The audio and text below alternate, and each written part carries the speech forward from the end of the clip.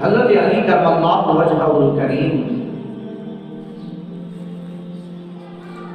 سیدنا صدیق اکبر رضی اللہ تعالی عنہ جا مدہ خان رہا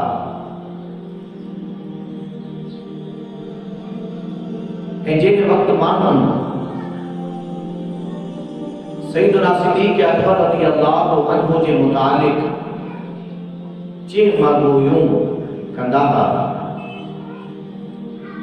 شک جا شکار تھا یا حضرت سیدنا صدیق اکبر اے خلفاء ثلاثہ جی مکان کرن لگا حضرت سیدنا شیر خدا حیدر کرار حضرت سیدنا ابو بکر صدیق رضی اللہ عنہ جی پورے طریقے سے شان بیان کردا اے دفاع فرمائندہ حضرت علی کرم اللہ وجہہ الکریم قرآن کریم کی ان آیت قال جاء بالصدق محمد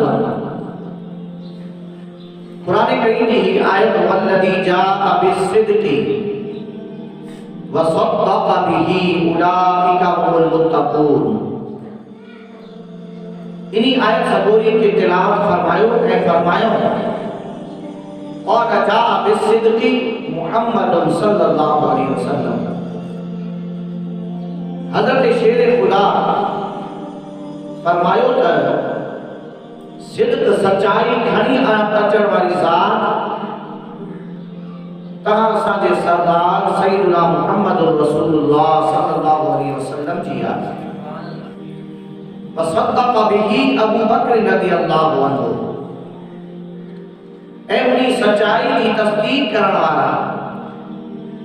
حضرت سیدنا ابو بکر صدیق رضی اللہ تعالیٰ عنہ یہ ثانی اثنین اذ ہما فی الغار اذ یقول لصاحبہ لا تحزن ان اللہ معنا سورہ توبہ جی انہی آیت سبوری کے متعلق بھی بات فرمائندہ ہے